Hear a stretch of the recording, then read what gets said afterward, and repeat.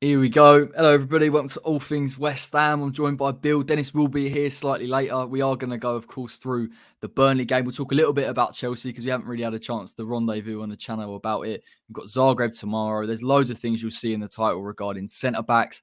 Big injury to Kurt Zouma, changes in system. Bill, the list could go on, but first and foremost, how are you? Yeah, great. Thanks, mate. Obviously, it's we're recording this on Wednesday, and it's been a few days since the Chelsea game, but I'm still at mega, buzzing about it, mate. I think we all are, and yeah, just looking forward to the games coming up.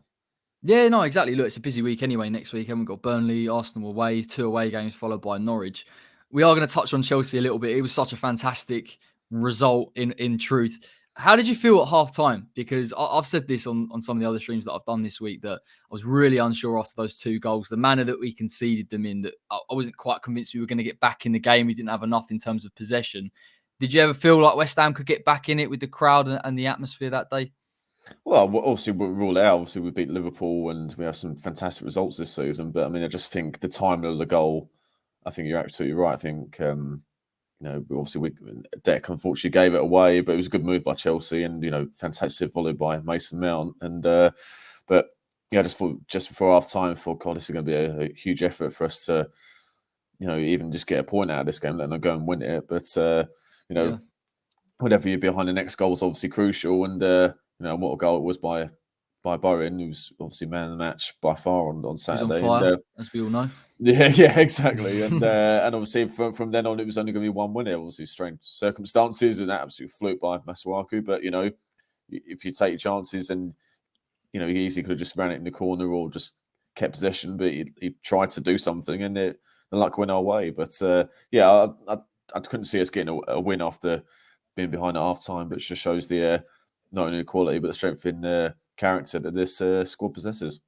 I agree. Yeah, I don't think by any means it was our best performance this season. I think we've obviously done really well against the top teams so far. I actually think probably if you're looking at performances, it might be down the pecking order, but the grit and determination, the tweet from David Moyes at half time, I just felt that we did look more aggressive in the counter attacks. We really did. And obviously that's where Bowen's goal came from. And I think you kind of make your own luck in these situations. People will say, I've heard Yeah, Chelsea fans say about, well, 2 goals were lucky. Now I heard Mazuaka. I assume they're talking about Lanzini's. I disagree because, whilst West Ham weren't great in possession, we were trying to squeeze Chelsea all game, and Mendy had a real nightmare in terms of building out from the back. yeah, definitely. I mean, you think of all the mistakes that Chelsea have made this season, hardly any goals, and I think they probably made more mistakes on Saturday in the whole of the rest of the season combined, I'd say. I mean, and you're absolutely right. I think we put pressure on and we squeezed from the front. That's where the penalty come from, where we could easily just not pressure Jorginho and just let Mendy kick the ball up the pitch, but we didn't do that. Yeah. And even Bowen's goal, Antonio made it hard for Alonso, and I think Rudiger might have been there at the time as well. So It's funny you say that because at the ground, I didn't. Obviously, Antonio wasn't playing brilliantly in the first half, much improved in the second, and albeit I think fatigue plays a massive part. But having watched the goal on the highlights, Antonio does, for the first time in that game, make a really good run in beyond. And I think that's yeah, where, again, there's intensity in terms of that transition, but just getting bodies forward. He was part of that. And listen, he was probably a little bit unlucky. Bowen made a late post run. We know that he turned the Chelsea centre back. And if Bowen was slightly closer, who had a fantastic game, we might have been more comfortable. I think that's the most impressive thing for me, Bill, is that some of these players, they've come off the back of essentially 2 games before then, 3 games in total. They are tired. We lost Zouma, particularly in that second half, and we still kept going and we still kept creating. So it does go to show you that this West Ham side is a lot stronger than even I've thought before. It's a real testament to the players and to the manager. yeah, 100% the coaching staff. Yeah, David Moyes, and just the.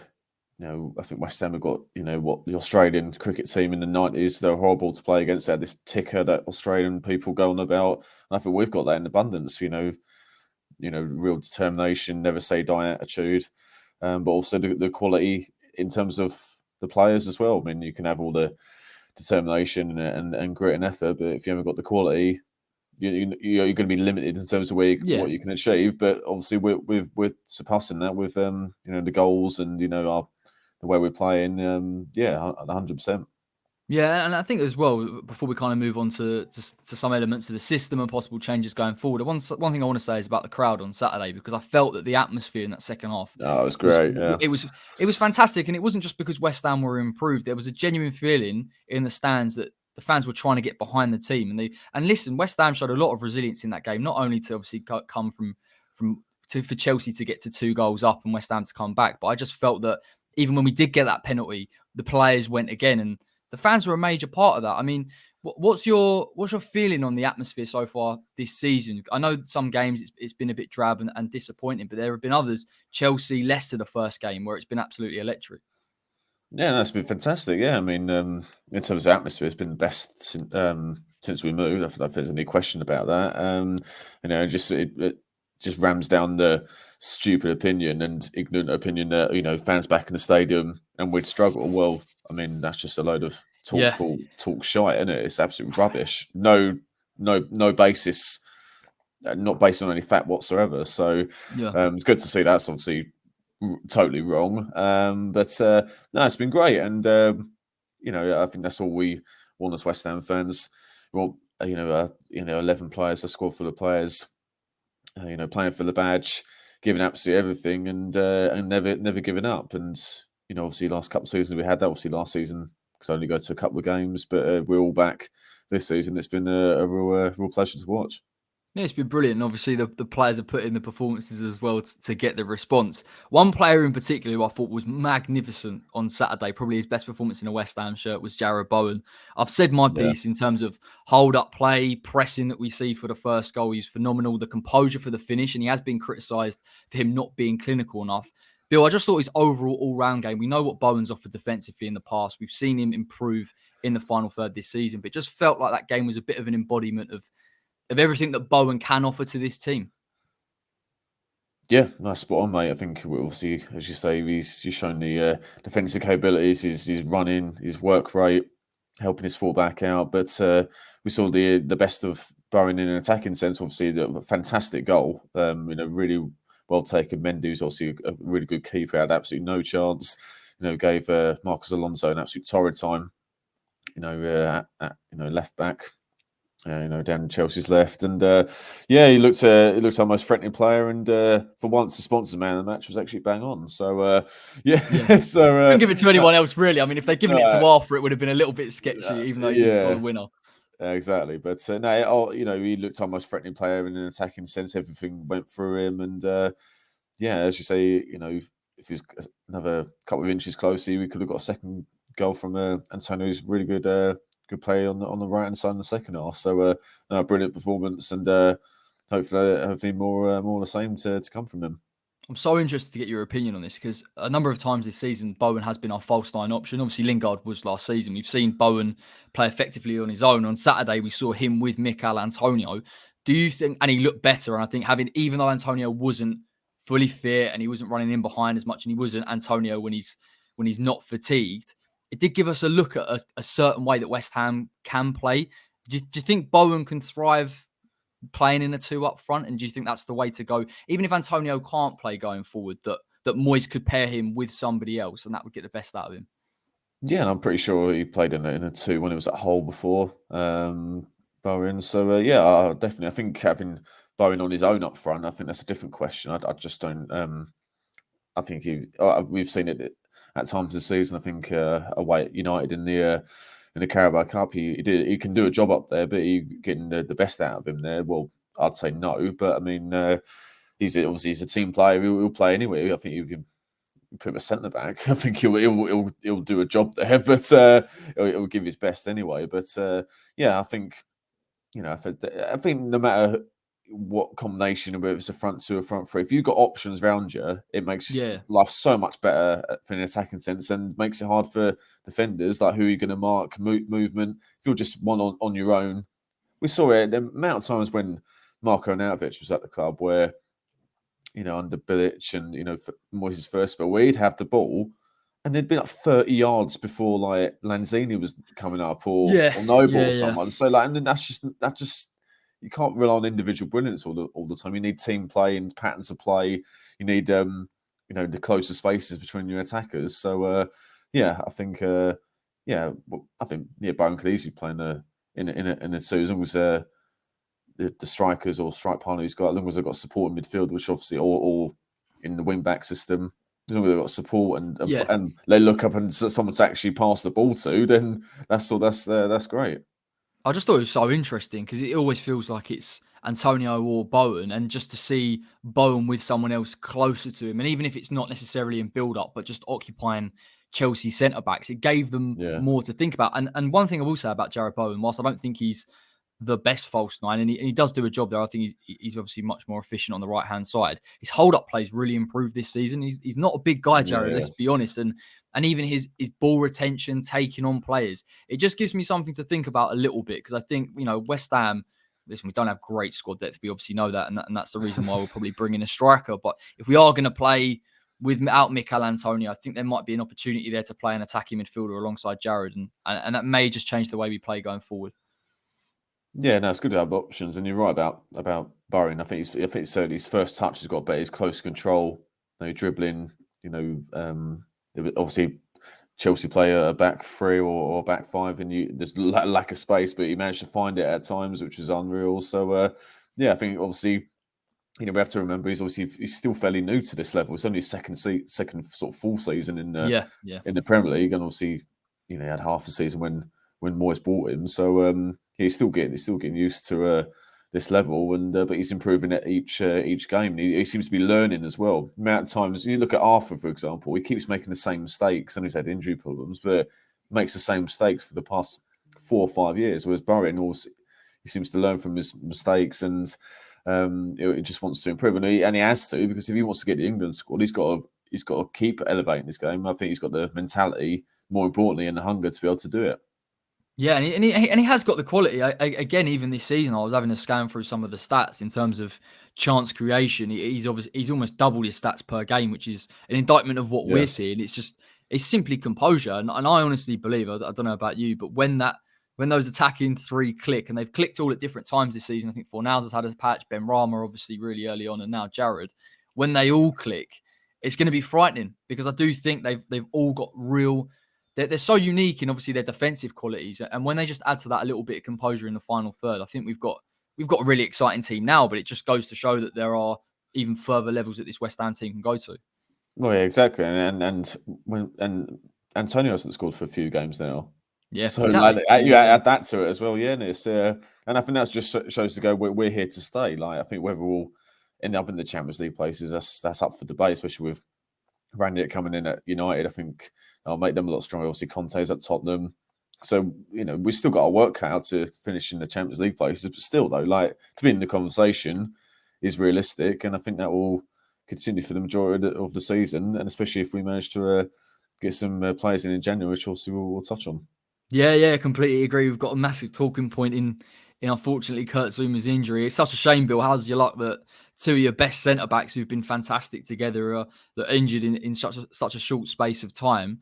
We obviously know the details regarding Zouma. I think it's led to believe that he could, at best, make a recovery within 8 weeks, which is better than the 4 months that was mentioned prior. Yeah. How big of a loss is it? Probably goes without saying, but also how would you try and mitigate that? We've heard discussions regarding Moyes going to a back three or possibly sticking with a back two. What are your thoughts on that, and what would you do in that situation?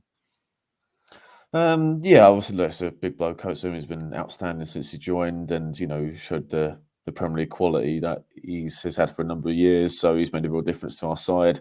I think the injury blow would have been softened a little bit if Ogbonna wasn't injured at the same time. Yeah, But the fact that obviously, as you say, they're both injured now, and going to be out for quite a bit of time. Obviously, Angelo will be out for pretty much all the season. And hopefully, Zouma will be back in a few weeks, but then he's got to get up to speed, hasn't he? So, I think there's still options for Moyes. I mean, as you say, back three, we've got players that can slot in it as a third centre back. Obviously, Cresswell's got to come back with, I think Soufal Khaleesi plays a right centre back if it comes to it as well. yeah. I don't think we've got. Well, hopefully Fredericks will come back soon. That'll help if we play a wing back system. But I think whether it will work long term, because I think it'll take too much of our midfield. But I think what Moyes did, especially in the second half, was play Rice Yeah. as a sort of third centre back, and that made a lot of difference on Saturday. So whether I'd want or the fans would want Dec to play as a centre back every game, I think that takes away too much from our midfield. But Yeah, I agree. every now and then, or maybe certain parts of matches like Saturday, like it wasn't all game, it was for 20 minutes or so. I think that's an option as well. But I mean, obviously we've got some youngsters who could potentially come in. Whether you throw them in when there's important Premier League points at stake, that's different. If we were say mid-table, not going to get relegated, not going to finish in Europe, you could potentially throw a youngster or two in, but because the points, it's a white hot part of the season. It's going to be difficult for them to come in straight away, and that's and obviously that's where the obviously with January around the corner, I think obviously we've been linked with a few players whether permanent or on loan. I think we probably were tempted to with when Angelo was injured, but I think with Zouma now injured, I think it's imperative now we get someone in. I agree. I think that's become our priority position. It's a shame, really, because beforehand it really was, let's get that striker in that rotation for Michail Antonio, and let's move from there. And I actually think as well, in the discussion of bringing in a left-sided centre-back, I think someone like a Nathan Ake perfectly complements a Kurt Zouma. Yeah. So we've almost lost that option. Now it feels a little bit... I mean, I want to know your thoughts in terms of how we approach the transfer window for a centre-back. Obviously, in the thumbnail, there's James Tarkowski we've been linked with, Nathan Ake, Nat Phillips, who tends to always play well against West Ham and kind of looks a little bit like a Craig Dawson regen. I mean, first and foremost, do you look to bring in just one centre-back or do you look to bring in two? And have you got one eye on a long-term centre-back as well? Because I think Moyes would have wanted to go for a centre-back regardless, but now his arm has been forced a little bit, his hand's been forced. So do you think would you go for two or would you just stick with the one and hope that obviously Zouma will come back to full fitness and we can go from there? Yeah, I'd say at least one. If we could get two, that's a bonus. But obviously we've got other positions we need to consider as well, like a striker and etc. Possibly even the left back. So if we could get at least one, even if it's just on loan to the end of the season, I think that's better than nothing. So the fear is we get no one in. So I think God, I mean, don't even go there. Don't even go there. But as long as we get at least one in. But we have to remember, obviously, Angelo is getting on a bit in age as well. So I think if ideally we need a long-term replacement. But whether Diop is that man, I think we've been saying it for years. He's more than capable, but he needs to realise that over a longer spell. I mean, he's played pretty well this season, Diop. But obviously on Saturday it was his first game in the league, wasn't it? So I think I personally think it was a fault for Mount's goal. Maybe that's been a bit harsh for me, but I think his positioning was all wrong. So do you not think he wasn't helped because obviously Ben Johnson was injured and he wasn't in position and that side kind of there was a lot of space for Mount to move into? Or do you think Diop should have closed him down a little bit? No, I think Diop was too close to Zouma. Personally, but I mean, but as I say, I think Diop's done fine in obviously the Europa League and the Carabao Cup, but obviously he's going to have a sustained run in the Premier League, and we need him. As I say, with Angelo's advancing years, I think we need a centre back for the long term, definitely. Yeah, it's kind of, you don't want to get in a situation where you've got so many centre backs you really don't know what to do with. But at the same time, I think long term, West Ham do have to look for a successor to Angelo Ogbonna. And again, look, I love Angelo. He's a fantastic centre back and really almost a perfect partner for Kurt Zouma. I just think we have to look at a player that is going to long term partner. And I think the concern is in January that Ake would look like that type of player, but we're not going to get him. I don't think we're going to get him on a permanent. And to be honest, from what I'm hearing, it's going to be tough to even get him on a loan. So I think we are going to have to start looking around. Phillips has been mentioned, obviously, Tarkowski. I would like to see two, if I'm honest. I'd like to see a player to come in on loan, obviously, to cover, particularly for Angelo to the end of the season. And then long term, I think the way that Moyes can try and mitigate this a little bit is by he has got his long-term targets, as we know. And those players that I've mentioned have been long-term targets of David Moyes. So I think actually long-term, it will benefit us going and getting that centre-back. The question is, you've got to do it in a way where you're not spending all your money on that, because clearly we want to get Jesse Lingard in and we want to get a striker in. Yeah, exactly. I think you don't want to end up in a situation. I'm not saying we will, but you don't want to end up in a situation where Liverpool were last season, where they they obviously played Phillips, but also didn't they buy like Kabak or something from Schalke? And Yeah, he was absolutely useless. So you don't want to end in the situation where you just get anyone for the sake of it. You need the quality, and obviously those three players. I mean, I'd be happy with it. Ake, Phillips, Tarkowski. They're Premier League, quality players. I think Phillips obviously is limited in terms of appearances, but from what I've seen, I think he's ready to play regularly. And I watched him against Liverpool played AC Milan in the last Champions League. Good. And he was fantastic. He did he's not really known for his ball playing skills, but he did like a Cruyff turn spin past like Zlatan and then left him for dead. It was like Baresi. So Frank, he was like playing like Baresi. So he played really well. So I think again, they've got to be this sufficient quality, but the players we've been linked with, I think, would be more than suitable. Yeah, and I'm going to bring in a man that loves his centre backs. It is, of course, Dennis Watlin. Dennis, enjoying that, mate? Have you heard the discussion, or do I have to give you a little debrief on what we've been talking about? Audio. Alpha Mazuaku. Oh, you've come in at a completely left field, mate. We got to leave that in Saturday. No. Just saying. I just want to say that I always supported Mazuaku. I never said that we definitely didn't say last week that we should be selling him. So I just want to make it clear to everyone that that's fake news. There definitely was not a party. There was definitely not a party, and I definitely did not say that we should sell Mazuaku. But yeah, centre backs. Go on. I mean, look, I was just telling Bill, obviously, that we've been linked with three big names, or names that we at least know of: Tarkowski, Ake, and Nat Phillips. Have you got a preference? Only one of those is a big name, and that's Tarkowski. I mean, the other 3 digits, 6 digits. It's not that big a name. You're on fire tonight, mate. You're really on fire. Yeah. Well, my pick really actually is and it's Dennis with his Football Manager is Kamara at Marseille. Okay. Available for free in summer. He can play holding mid, centre mid, or centre back. Ball playing centre back. I reckon we should be snapping him up. But yeah, obviously Tarkowski, long held, admired by Moyes. Phillips, I'm not a million. Although I think Phillips is certainly a good signing. I think he's a signing we make in summer more than January, personally. Purely because we definitely need a left-sided centre back, and to my knowledge, Phillips is not a left-sided centre back. Tarkowski is. So I would say Tarkowski ahead of Phillips, although I do really rate Nat Phillips. And Ake on loan would be brilliant. I just don't see it happening. It's too good to be true, mate. You think? You don't think he's not playing enough football at Man City? You'd want No. I see him going. I just don't see City loaning him out to a title rival.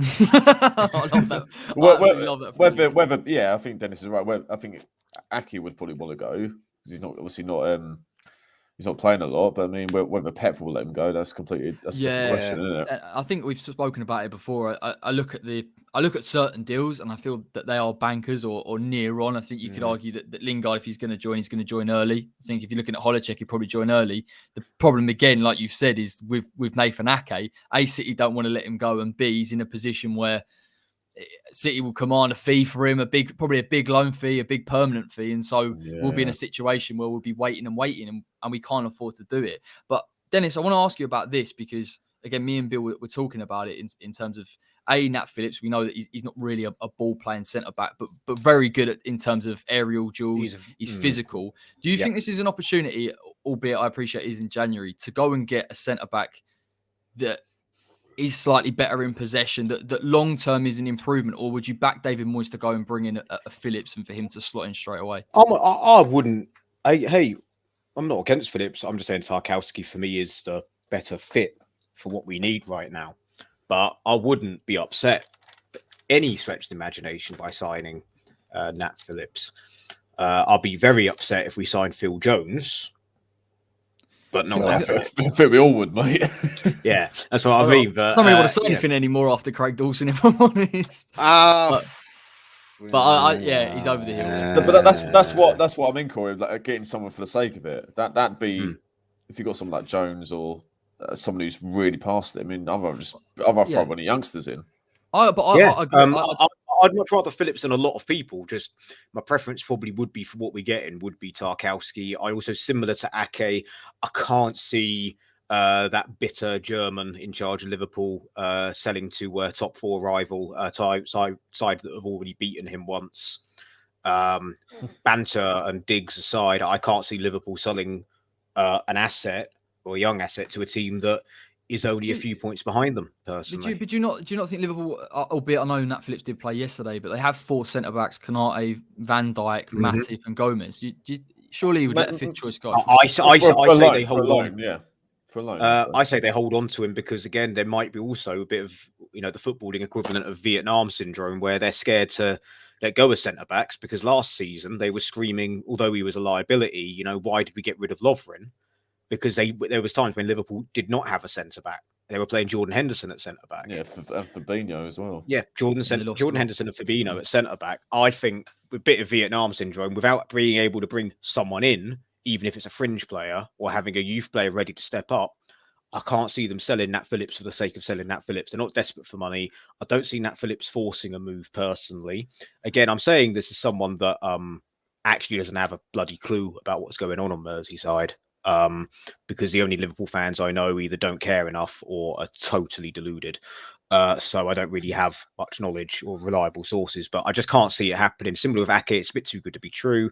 I think we focus on Tarkowski and try and get the blinkers away from Newcastle. But even obviously Burnley is struggling. I can't unless they get a ridiculous offer. I mean, Burnley got to keep him. Bill, this is what I was going to ask you about, because I was thinking about this the other day. Tarkowski does have a history, particularly at Brentford, of agitating for a move. Do you think it has to be that situation in order for West Ham to get him and Burnley to let him go? Because like you say, he's almost worth keeping for 6 months because they're going to need him big time. Equally, if these players are available and Pep don't want him to go to West Ham because they're title rivals or not, okay, that's a bit deluded. But you know what I mean? Like, we're not far off them.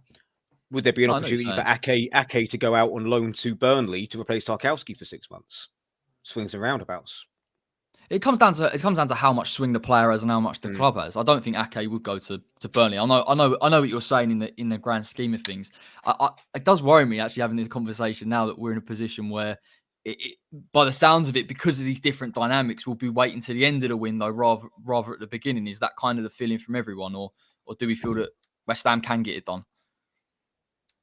It's difficult. I mean, it depends how we're going to structure the deals. I mean, like, yeah. I mean, like, and obviously because we haven't got anyone on loan at the moment, so that's 2 slots free, isn't it? Two loan spots. Two domestic and 2 overseas loans. Yeah, is what you're allowed. So we've got Crowell as an overseas loan. Yeah. So that's one overseas loan, but I don't. Who are our domestic loans then? We haven't got anyone on loan. We haven't. I'm saying that's what you're limited to. I'm saying you're limited to 2 of each. Fair. So we haven't got anyone. So therefore, we can get 2. So there's talk of Lingard coming to us on loan. I don't really understand why a player out of contract for 6 months you would bloody loan him and then let him go for free. Just sell him. Suits me. Yeah, just sell him. Like, why would you loan someone? You'd pay a loan fee anyway. So I know. So it's like, why don't you just make it? Slap on a few million, make it permanent. That way, you got him. Doesn't scamper off to someone else for free in summer. Yeah, and it saves obviously that saves a loan spot, doesn't it, as well? Yeah, and I think if you're talking about maybe abroad loans, foreign loans, you might be looking at Holochek. I don't think we're going to pay X amount, but that's why I kind of feel that. Again, we are spitballing, and people are saying about, well, you don't want to spend too much money on a centre back. I think there'll be a bit of manoeuvrability on some of these signings. Like you say, we touched on a Lingard, maybe a loan fee. I don't know. A Holochek maybe in a similar situation. It just might give us a bit more flexibility. And I don't know about you, Dennis. Me and Bill were talking about the number of centre backs that we could bring in. Would you look to bring in just the one and cover for Angelo and hold the fort until Zouma comes back, or 2? Yeah, it's a problem, isn't it? I mean, what if Zouma comes back and goes out again, as happened before? What if it's worse than before? But equally, what message does that send out to the young centre-backs that, we're going to get 2 centre-backs in? What message does that give Dawson and Diop? Although, 2 is a bit thin, I think we sort of do only get 1 in. Also, because I think with this Czech guy that's fired us, names escape me, invested in us. I think people are thinking that we're going to spend good 60, 70 million this window. We ain't. I reckon a good negotiated deal for Lingard, hopefully, a centre-back on the cheap or on loan, that's probably going to be our window, if I'm honest with you. Bear in mind, we've got an obligation. We've got an obligation to sign Krall if he plays a certain amount of games, but that also could be why he's not playing that much. until we're sure on him, that's not going to happen. But I don't see us having the funds for 2 centre backs really, as well as a striker, as well as Lingard. In fact, I reckon we're going to get Lingard or Hosluk and a centre back, and that's going to be our window. And that's still going to be better than most January windows I've lived through. Okay, yeah, like, no, that's fair. With the exception of Bowen and Soucek coming in that January transfer, and to a lesser extent, I think the January transfer window under Allardyce with Vaz Tate ended up being all right. We've notoriously had shocking January transfer windows. Well, this is why I say to Bill. Obviously, Ake was a bolt out of the blue, but Tarkowski and Phillips have been linked to West Ham before. That's why it wouldn't concern me if we did go for them, because I'd feel that A, not only you're bringing them in obviously to cover a gap, but B, long term, there's opportunity there. I would like to bring Tarkowski in, if I'm honest. My only concern is Newcastle will pay serious money, and we won't, and he's out of contract in 6 months. Newcastle are the club to burn money, and that would be my only worry. Yeah. If they turn around and offer Burnley like 25 million and say we'll double your wages, mate, you'd probably go. Whereas we'll turn around and be like, well, can we give you 5? We'll give you 5, and we'll give you a Bono on loan till the end of season. As you say, Quinn, there's other options. I was just ticking the Dennis bingo off. Right. Yeah. Look, we'll see. Obviously, I didn't want to get too deep into it, but given Zouma's injury and talks about a back three, it was good to chat about. Burnley, I could talk about Zagreb, but I appreciate it'll probably be essentially an under-23 games. But Burnley away is never a nice fixture. Bill, thoughts on Burnley this season? And look, West Ham are favourites going into it, but you can't switch off, particularly with the likes of Maxwell Cornet, who for me has been really, really impressive since he's gone there. Yeah, I'm a big fan of Sean Dyche, and I think Burnley they'll play traditional 4-4-2. You know what you're going to get. Classic Northern Town. Burnley, play for the badge, and they, I think the football they play is better than what people say. It's not this hoofball that people say. I think that's just so ignorant. I think they do play some decent stuff at times, but they do play to their strength. You've got Barnes, Wood. You're going to play it up. If they play Vidra all the time, they'd probably play slightly differently. But as you say, Cornet, he's done really well. But I think what might help us on Sunday is he went off against Newcastle where they lost. So whether he'll be available for selection remains to be seen. He might be okay actually, but if he's out, then that definitely helps because apart from Wood, who's got I think 3 goals this season in the league, the others have struggled. But they've got some good players, Burnley, but they've just really underperformed so far. But the last couple of seasons, they've always struggled around this time. But then they've got so much know-how and decent quality that they'll eventually, I think they'll climb the table eventually. But at the moment, they're just they're struggling a little bit. I agree with you when you were talking about Burnley are a better team than people give them credit for. They're not as negative as people say they are. Yeah, of course, it is 4-4-2, and we know that. But they are. They can press, they can be aggressive, they can put their centre midfielders forward. I think pundits like Jamie O'Hara, who said Burnley and Norwich shouldn't be in the Premier League. I think people forget that Burnley finished 7th a couple of seasons ago and they were in the Europa League. That's got to be remembered. I know they struggled, and we have to remember they don't spend a huge amount of money as well. They don't. They don't throw money at play. They live well. They're a very, very well run football club. Sean Dyche is a very well, very realistic manager. And that. If anything, mate, if they did spend a bit more money, I think they would have had a bit more success, but at a risk. They haven't. They've chosen not to take the risk. I think Dyche would have spent wisely. I think can only think of a couple of transfers that didn't really work out for him. Yeah, in the long run, really. They haven't done what Stoke did and bought a load of flair. Look at what happened to them. They were going really well. Bought the flair players in who didn't really have the effort. Look at us when we bought, Yeah, it doesn't always work, does it? It doesn't always work because it's eye-catching football. But if it goes against you, bad weather up there, as we saw with the snow and all that. Players melt or don't really want to play. So they always have flashbacks. Yeah, they've got a squad that run to the end of every match. They give everything. At times the quality is lacking, which is what's the problem this season. Now, injuries happening. I think Ben Mee's out injured as well, which is if he's out injured, that's a big loss. Because when him and Tarkowski are fit, they're probably that's probably one of the better partnerships in the bottom half. So when either of them are missing, that's a big blow for them.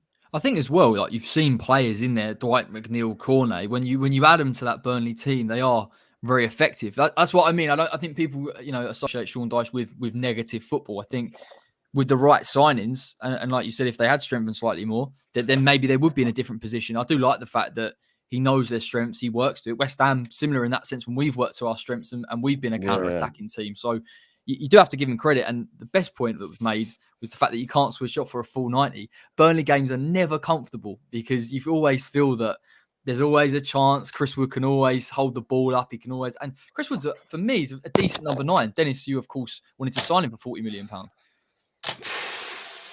Little bit of context needed. What I said was a 40 million is the type of player you'd expect, like the end result. You'd expect, double figures each season, brings other players into play, gets a load of assists. That's what I really said. And I said I would probably prefer to get Wood over Haller.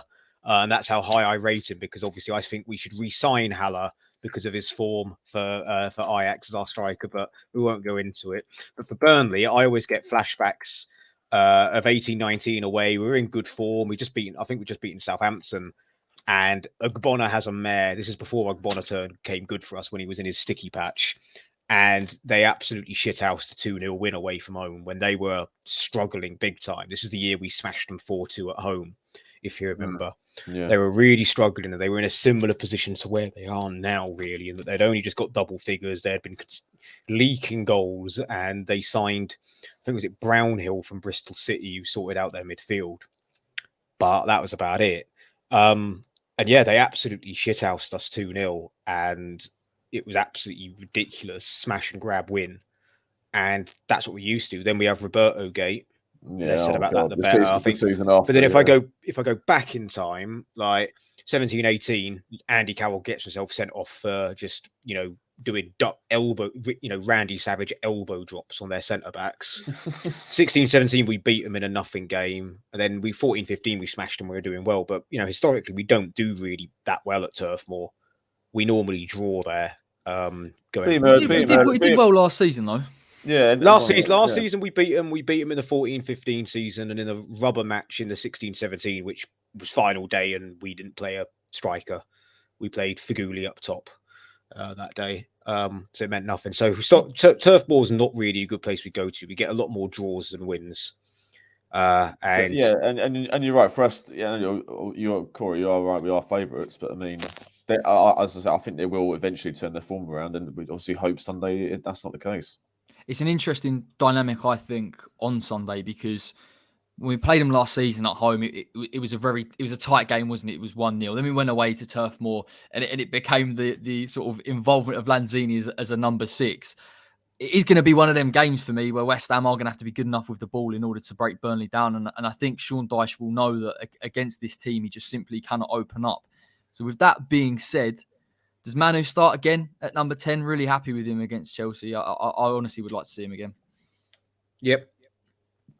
Yeah, no, agreed. I think they've got some good technical players as well, Burnley. I know they can be direct. They've got Wood, etc. Tarkowski if he plays, but they've got Goodmanson, McNeil, who you've mentioned, Brownhill. So they've got people that can pass the ball and can receive the ball in tight areas. So I think Lanzini, obviously, as you showed on the Saturdays, is more capable of that. So I think he deserves to. Not only obviously got the penalty, but I think he played very well. So I think he deserves to keep his shirt. Yeah. Look, I mean, it is going to be a test. I'm obviously hoping tomorrow that we see as little of our first team as possible, and we go into this next week with a fully fit team and we're ready to hit the ground running. I don't know how you feel, Dennis, but obviously these next. Well, you could look at the next 3. I'm looking at it as the next 6. I think West Ham have got an opportunity to win all of those games. Whether it happen or not is a different ball game. But do you feel like that? Do you think there is expectation on West Ham here to keep the run going, to keep the momentum going, and let's get to January with some really, really decent points behind us? There is an expectation, but where's the expectation coming from? The expectation will be coming from Sky Pundits, TalkSport, because TalkSport would love to really talk us up, and then for us to get a couple of draws and go, "Oh, this is what happens when you say you're massive." I'll play the clip. Play the clip. Signify that this is coming out. This is coming out of Simon Jordan's arse. You know, this is what happens. They massive. I warned you with the glasses. Do you expect it though? I'm not going to say anything bad about Golden Sullivan. So good about Golden Sullivan. Proceeds to literally defend them. But anyway, hello boys. But no, there was an expectation, in my opinion, from people that don't really watch West Ham, if that makes sense. People that aren't really, they should win those games. Because we watched West Ham for years. We know that this is the type of run. These are the type of games where there will be a poor ref decision. There'll be a dodgy penalty. There'll be a red card. There'll be an injury, and we'll end up getting a couple of wins, a couple of draws, and a couple of defeats. You know, so I think West Ham fans wouldn't expect nothing but wins from this run. But people that have seen our form, see our players, and go, "Oh yeah, you should be smashing them." Like Mickey, with the second half against Chelsea, he bucked his ideas up, but he's not looked at the races since he's come back from international duty at all in any of the games, really. Yeah, he bucked his ideas up second half against Chelsea, and thankfully, because it won us the game in the end. But Wolves and Brighton, he just did not look with it at all. I agree. I agree. Listen, after the Brighton game, you'll know we obviously spoke after the game. I did my review. It's probably the poorest game I've seen from Antonio in God knows how long. Bill, honestly, do you think with the next 3 games, we didn't see it with the 3 games prior, we didn't really see David Moyes rotate. Do you think we'll finally see that? We'll see maybe Vlasic involved, Král, maybe Antonio gets a rest, or do you just feel like he'll go full throttle in those games? What, for the league games?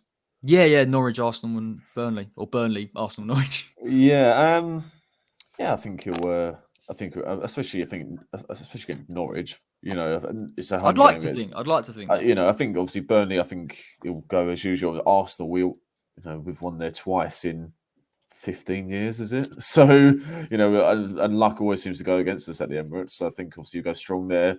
I think if you're gonna rotate a couple of players, it's Norwich at home, full house. I think that would be Tottenham on the Wednesday as well. Yeah, after. Exactly. So I think if there's going to be a rotation in numbers, you'd think it'd be the Norwich game, and even then it should be comfortable. I'd hope that. I'm not really digging out Moyes at all. I think he did the right thing, and obviously we saw it on Saturday. We played the strongest team that we could, and we got 4 points from 3 really difficult games. In fairness, I just want to see him use his options more, because I look at this Christmas period and think this week's manic, next week's manic, and then you've got Watford, Southampton, and Palace again, another manic week. So I'm waiting for him to call on some of these players, and again, so we can kind of see a difference. And like Dennis alluded to with Antonio, I'd like to see him rested for one of these games. I know it's a risk, but I'm concerned he'll get burnt out. I feel like he's already getting at that stage now. Yeah, I think obviously we're calling this before the Zagreb game, and obviously there will be changes. So, the likes of Vlasic, Král, I think Moyes has said that they're both starting. So, the more minutes they get, the better. So, you can afford to bring them on rather than bring on someone that's undercooked. So, I think obviously the Zagreb game doesn't mean a lot in terms of qualification or etc. But it'd be good to get some minutes in players that are come back from injury or have been on the fringes.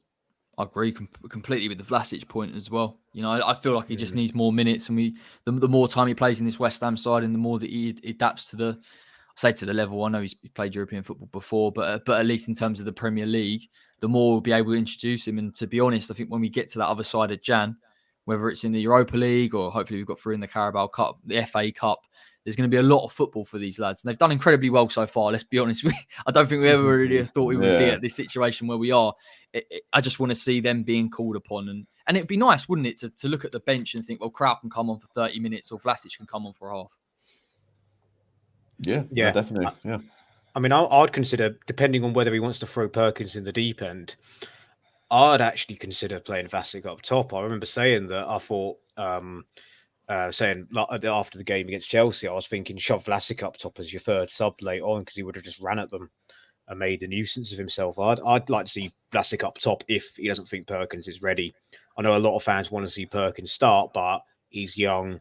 He's been playing a bit of under-23 football. He's had a few minutes in the Europa League away, but that's about it. It's a big ask to have him then play 90 minutes. Not really with players he's never really played with, barely trained with. So it could be that we start with Vlasic and bring Sonny Perkins on last half an hour or something. Yeah, no, Might be an idea. I agree. Me and Bill were talking earlier about Bowen, who played in a 2 up front and who looked better for it with the player alongside him, albeit Antonio wasn't fully fit. And I was with you. I think last 20 minutes I would have brought on a Vlasic. I think maybe even a Benrahma just to press. And you say what you want about Vlasic in terms of him not being up to the speed of the game, but from what I've seen, he does have work rate. It's just simply a case of time. Yep, exactly. But yeah, in that situation, maybe a young winger could start. I know Oko Flex is not registered in time. He'll hopefully be registered for the knockout stage. But yeah, I mean, it's more the defence that I'm going to be looking at the young players to come in and give the defence a bit of a rest. Really, I don't want to risk Kufal if Johnson's out injured. So I'd have Sufal on the bench. I'd start Fredericks at left back, Ashby right back, and the 2 young centre backs, and just go. Are you talking about tomorrow? Tomorrow, I would play another 23 team other than that is literally what I'm talking about. Sorry, I forgot that we were talking about Burnley for a second. I had a brain fart. I definitely wouldn't be starting Sonny Perkins up top against Burnley. He'd get absolutely bullied by Tarkowski. I think he's too inexperienced to play against a centre back of his caliber. I'd start Mickey. I'd just start Mickey personally at the weekend. Yeah, if you're going to rest him against the game, rest him against Norwich. I think with Mickey, it's an interesting one because I never really considered it before. I used to think, well, he's had a break here or he's had a break there, then he's played. He should be all right. He's played a lot of football this season so far, and he's been relied upon more than he's probably ever been relied upon at West Ham. So it is a lot to ask. This is why I mentioned, and I said to Bill earlier, in terms of different formations and different things that we can play. We've obviously played with a false 9 before. Maybe we play with a front 2 and we use attacking midfielders. I just think we need to see it. It's not really a criticism. It's just more, I wonder whether we get to that point and we start to panic. But on tomorrow, if Dave Martin isn't starting... Oh, mate, I'm running on that pitch. I'm running on that pitch and big problem. The goalkeeper. If it's not Dave Martin, I don't care who it is going on there. I mean, if it's that young Hungarian lad, I'll give him a pass because I'd like to see him. You won't boo him, yeah? You won't boo Randolph. No. Oh, worse than boo him. He'd be lucky to get booed. I'm going to run on the pitch and injure him if he can't play. So they've got to bring on Dave Martin. Dave Martin is starting tomorrow night, whether he likes it or not. I hope so. I really, really do. Yeah, up front, David James style. Dave Martin up front as a false 9. I called it. No problem. I called it. Now, look, we spoke about Dave Martin before, a bit of a cult hero, really, for his heroics at Chelsea at that time. But there's no reason not to play him. I think outfield players, it's different, isn't it? Having someone to get minutes and to get fitness and sharpness. As far as keepers are concerned, I think they should be a starter. And if he's not, then I'm going to have a really disappointing match. It'd probably be Areola, wouldn't it? Yeah. Well, I mean, I don't know. It probably will be Areola, but yeah. I literally feel like I am treating it like a complete dud game aside from fitness, minutes, and youngsters, if I'm honest. And I've got no problem with that.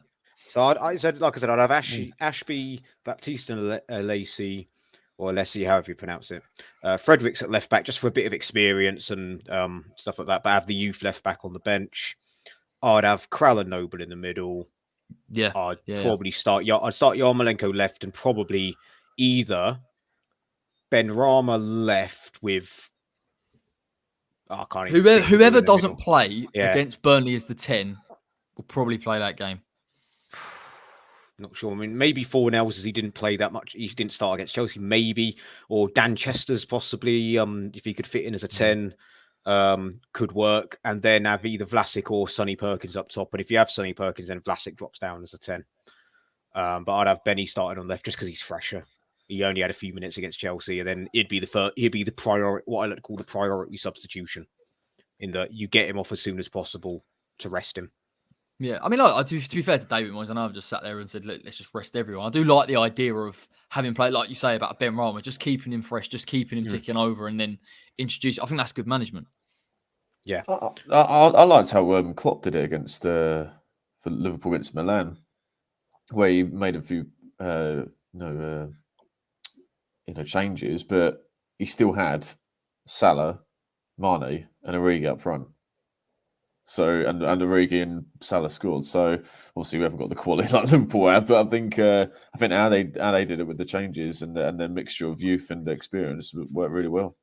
Yeah, and they did it at a high level as well to do it at the Champions League. Yeah, and the San Siro. Yes, I think. I think if Moyes tries to do a similar approach. I think I still think we can beat Zagreb. Be a hard game, obviously, but if we make the changes, I think we've still got the quality to beat them. You know what'll happen? We'll get smashed. We'll be 3-0 down, but one of the young players will score, and we'll act like we've won. Yeah, The thing is, Bill's probably hit on a bit of a point here in terms of difference about Moyes' mentality. He won't want to lose the game, and I don't want to lose the game at all. Do you know what I mean? Irrespective. Yeah, it'd be nice to imagine before when the draw was made, we'd be playing the last game, and we'd have the chance. Well, we'd already be qualified, and we'd have a chance to go the whole group unbeaten. I mean, yeah, we'd absolutely snapped your hand off to even be anywhere close to this position. So to be in it now, it'd be nice to go unbeaten, but at the end of the day, we're top. That was the more important thing. Yeah. Job done in Vienna, and it means we avoid Barcelona in the next round. We go straight through to round of 16. Sorry, can I just clarify? I don't know if you two know actually. Yeah. Do we play 2 legs in the next round or just the one? Still 2 legs. Okay, just checking. As far as I'm aware, it's all still 2 legs. Fine. Yeah, I think so, yeah. Unless something changed this summer, which I think someone might have done. Talking to me earlier about it, and they just threw me off a little bit. I was on a stream. And I'm not aware. I'm not aware of. As far as I'm concerned, it's still 2 legs. It was 2 legs for the qualifiers and stuff like that. So I'm so excited for that next round. I really am, honestly, to get to a knockout round of the Europa League and just to see. I know, what we can do. And and there's news as well. Not so much about us, but Tottenham's game tomorrow has been called off. Apparently, they said to the UEFA, "Look, please, we're going to have to play Harry Winks. You've got to call the game off." I think I'll postpone our game if we have to play him tomorrow, to be honest, as well. Yeah, you got to play Harry Winks, please. You got to stop the game. Dennis getting his wooden spoon out. I love it. Stirring that pot. Yeah. I love it, mate. I love it that we've got to 51 minutes and we still will continue to dig out Spurs, and that is exactly the way that it should be on this show. So without further ado, that is the end of all things West Ham. I've really enjoyed that, lads, actually. We've been through everything from back 3 options to the transfer rumour mill and, of course, the game on Sunday. Make sure you follow both of these guys. They've obviously put both of their hats on the Twitter handles. Get their followers up. Let's manoeuvre this all things West Ham further forward. I want to see massive cult followings. I'm on 299 followers. Come on. Get Dennis to 200. I was over 300 at some point, but I must have lost some followers for posting something political or something. I don't know. You say you're on 199, yeah? 299. Get Dennis to 300. That's the goal. That is the goal for this stream. And Bill, obviously, Garage Football. Let the people know about what they can find on there. You do vlogs as well.